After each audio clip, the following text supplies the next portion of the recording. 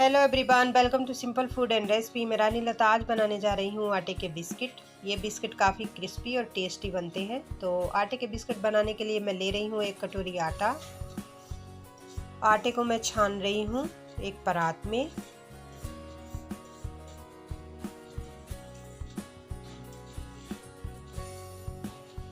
आटा छन चुका है तो मैं इसमें डाल रही हूँ स्वाद के अनुसार नमक, हरी इलायची पाउडर, अजवाइन और भुना हुआ जीरा, इस तरह से। और मैं अब मिलाऊंगी इस आटे में, मतलब 1 कटोरी आटे में मैं ले रही हूँ आधा कप देसी घी। ये मेरे पास गाय वाला घी है, थोड़ा पीले रंग का दिखाई दे रहा है।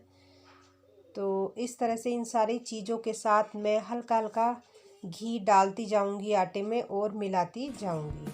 तो आटे को हमें अच्छे से इन सारी चीज़ों में मिला लेना है। इस तरह से आटे में इस तरह से सारी चीज़ें मिल रही हैं। तो मैं इस आटे का एक डो बनाऊंगी, लेकिन आटे का डो मैं बनाऊंगी एक मीठे पानी से। तो मीठा पानी मैं तैयार कर रही हूँ। तो एक भगोने में मैं डाल रही हूँ 1 कप पानी, और पानी में मैं डालूंगी 2 चम्मच चीनी, और चीनी को मैं गैस पर इस पानी में पिघला लूँगी। तो मैंने एक चीनी का ये शरबत तैयार कर लिया है, और इस शरबत से ही मुझे इस आटे का एक डो बनाना है। तो थोड़ा थोड़ा पानी डालती जाऊंगी और मैं एक मीठा सा ये आटे का डो बना लूँगी। तो हमारे जो बिस्किट हैं काफ़ी मीठे, काफ़ी नमकीन और काफ़ी क्रिस्पी और काफ़ी ही टेस्टी बने। तो इसलिए मैंने ये डो तैयार करके रख दिया है 25 मिनट के रेस्ट के लिए। तो जब तक हमारा आटे का डो रेडी होता है, यानी कि सेट होता है, तब तक मैं बनाने जा रही हूँ एक क्रीम। तो क्रीम में मैं ले रही हूँ 2 बड़े चम्मच, यानी कि 2 चम्मच ले रही हूँ मैं बटर। और बटर को मैं इस तरह से मैश कर लूँगी चम्मच से, और उसमें डाल रही हूँ मैं 1 बड़ी चम्मच मैदा। तो आटा और बटर को मुझे मिक्स करना है एक जैसा, यानी कि एक सार, जिससे कि हमारी जो है ये एक क्रीम बन जाए। दोनों को मिलने के बाद तो हमें बहुत, इसको चाहे आप चम्मच से मैश कर सकते हैं, हाथ से मैश भी कर सकते हैं। तो मैं चम्मच से मैश करती जा रही हूँ, और मुझे तब तक मैश करना है जब तक ये दोनों चीज़ें अच्छे से मिलकर एक क्रीम की तरह दिखने ना लगे।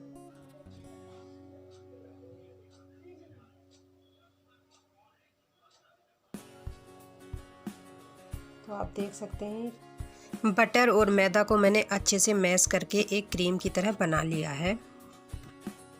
तो 25 मिनट के बाद मैं देख रही हूँ आटे के डो को। तो आटा हमारा काफ़ी सेट हो चुका है। तो मैं फिर से 5-6 मिनट के लिए इस आटे को इस तरह से मल लूँगी। आटा मल जाए तो अब मैं इसके टुकड़े तोड़ लूँगी।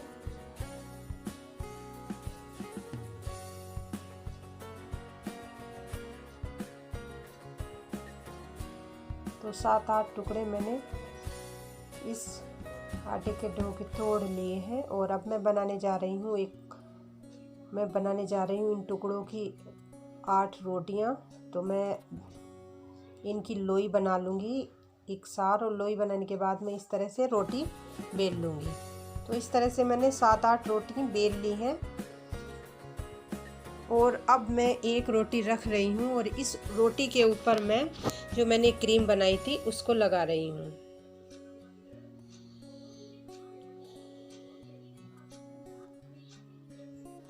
थोड़ी सी हाथ पे क्रीम ली है, और मैं इस रोटी पर इस तरह से फैला रही हूँ। इकसार करके हमें फैलाना है इस क्रीम को इस रोटी के ऊपर। और फिर इस रोटी के ऊपर मैं रख रही हूँ एक रोटी, और फिर उसी तरह से मैं इस रोटी के ऊपर ये क्रीम लगाऊंगी।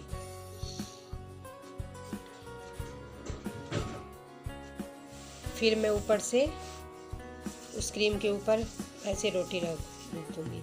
इस तरह से स्टेप बाय स्टेप मैंने सारी रोटियां रख दी हैं, और ये मेरी 8 रोटियां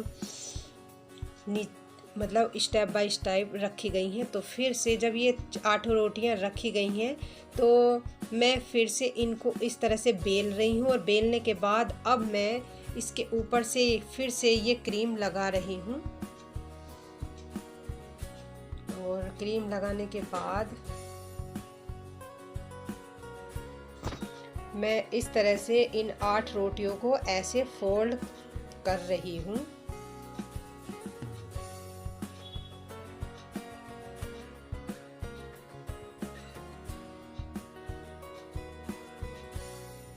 और इस तरह से मैं बेल लूँगी इस फोल्ड को, यानी कि रोटियों के इन फोल्ड को, मतलब जो मैंने फोल्ड की हैं इनको मैं इस तरह से बेल रही हूँ। और बेलने के बाद फिर से मैं इस पर वही क्रीम लगाने जा रही हूँ, यानी कि इन रोटियों पर वही क्रीम लगाऊंगी। इकसार कर लूँगी और फिर से मैं इसका 2 फोल्ड दूंगी। तो एक फोल्ड मैंने ये लगाया है और एक फोल्ड मैं और लगाने जा रही हूँ इसके ऊपर से।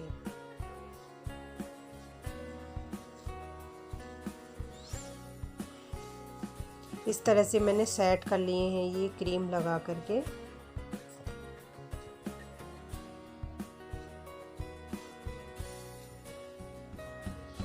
और जब मैंने ये सब फोल्ड कर लिए तो मैं इस तरह से बेल लूँगी।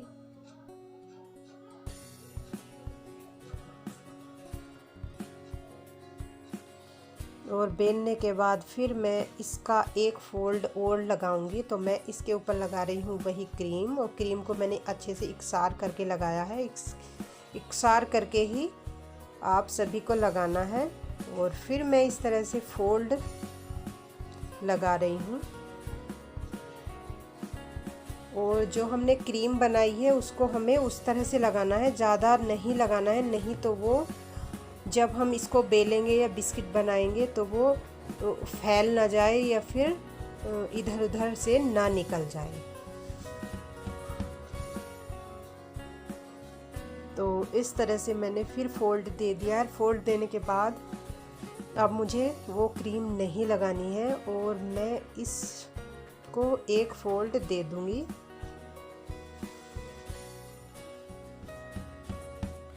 चारों ओर से मैं इस तरह से इन फोल्ड को बंद कर दूंगी।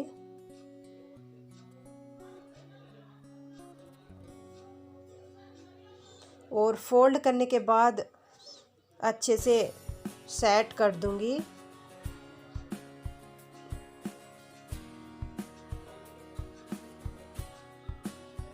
और अब मैं रख रही हूँ ये जो मैंने बिस्कुट के लिए आटा तैयार किया है, इनको मैं रख रही हूँ अब 1 घंटे के लिए कपड़े से, सूती कपड़े से ढक कर रखना है।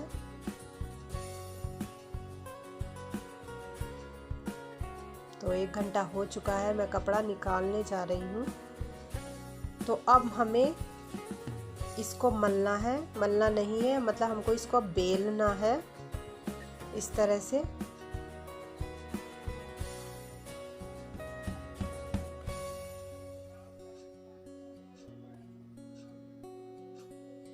इस तरह से मैं बेल लूँगी। और बेलने के बाद अब मैं इसके पीस काट लूँगी। तो आपको इतना मोटा बेलना है।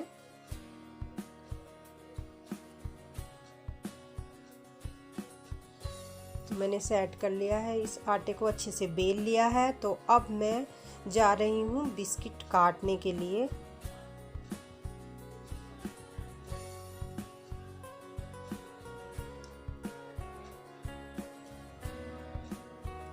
एक साइड से काट ली हैं तो मैं दूसरी साइड से काटने जा रही हूँ।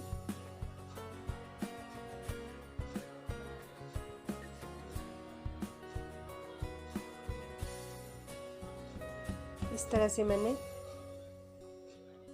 बिस्किट काट के इतने ऐसे ऐसे पीस एक प्लेट में निकाल लिए हैं। और हमारे ये इतने बिस्किट बने हैं। तो अब मैंने एक लो फ्लेम पर मैं रख रही हूँ एक कढ़ाई, और कढ़ाई में मैंने डाला है ऑयल। और ऑयल को हमें लो फ्लेम पर ही गर्म करना है। तो एक डो का टुकड़ा मैंने डाल के देखा है कि हमारा ऑयल कितना गर्म हुआ है। तो इतने ही गर्म ऑयल में हमें बिस्कुट तलने हैं। तो हमें इतना ही गर्म तेल चाहिए।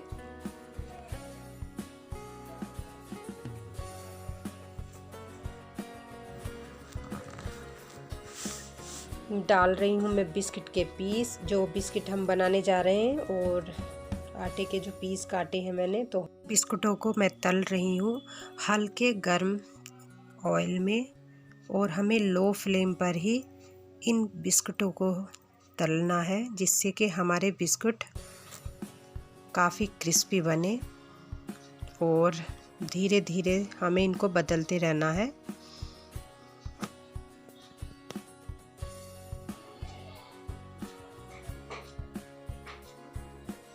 तो इस तरह से हमें काफ़ी धीरे धीरे इनको तलना है, जिससे कि ये अंदर तक सिके और काफ़ी टेस्टी और क्रिस्पी बने। तो आप देख सकते हैं ये आटे में, ये तेल में तलने के बाद काफ़ी फूल गए हैं और ये इस तरह से दिखाई दे रहे हैं। तो मैं इस तरह से ही सारे तल लूँगी तेल में।